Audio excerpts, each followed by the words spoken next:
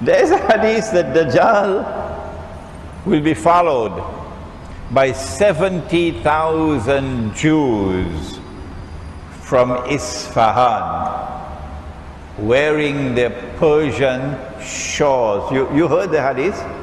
Huh? Good, you're shaking your heads. My opinion on this hadith, and remember, when you find a hadith pertaining to Akhirul Zaman, and Imran Hussein does not touch on those ahadith, the implication is that he is not as yet comfortable that he has penetrated the hadith. There are some ahadith pertaining to Akhirul Zaman that you'll only understand after certain events unfold in the historical process. And so, little by little, I am moving forward. Little by little, one step at a time. When I get a hadith that I believe I understand, I then offer my opinion. But I qualify. Do not accept my opinion, please, until you are convinced that it is correct. Dajjal will be followed by 70,000 Jews from Isfahan, wearing their Persian shawls. And so, immediately, I come to the conclusion that these will be Jews who will have Muslim names. Because they're coming from Isfahan.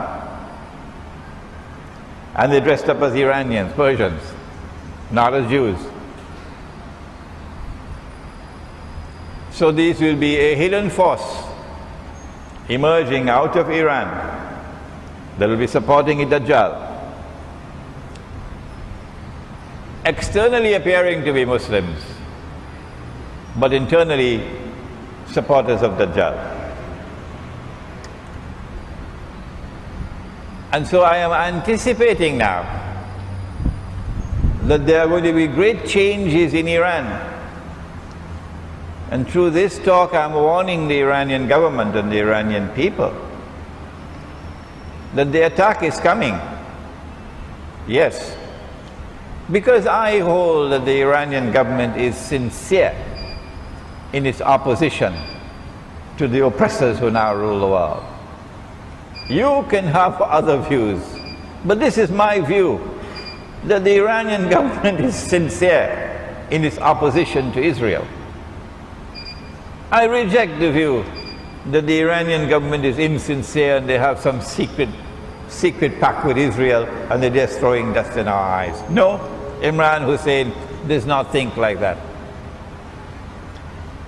An Iranian government which is sincere in its opposition to Israel is not something that Dajjal will accept. No. He wants to use the Shia divide. He wants to exploit the Shia sectarian movement to his advantage. And so he needs a government in Iran that will be first Shia and then Muslim. And so I expect that the attack will take place on Iran. Of course, the attack would be for destroying the nuclear plants. That's all the hype about nuclear plants and nuclear weapons and so on.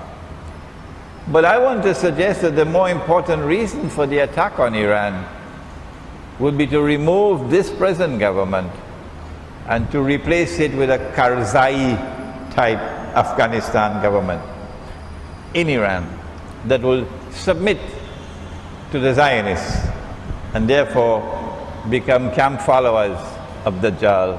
And that is when this hadith will be fulfilled, about 70,000 Jews. When Iran is attacked, which I expect to take place this year or next year, because that's why all of this drum beating about 2012, I also expect that they have already groomed an Imam al-Mahdi. They have chosen somebody and they have programmed him and groomed him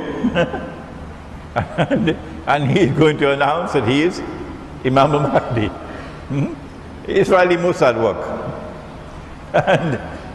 And I expect large numbers of Iranian people are going to be deceived because they are waiting and they are expecting.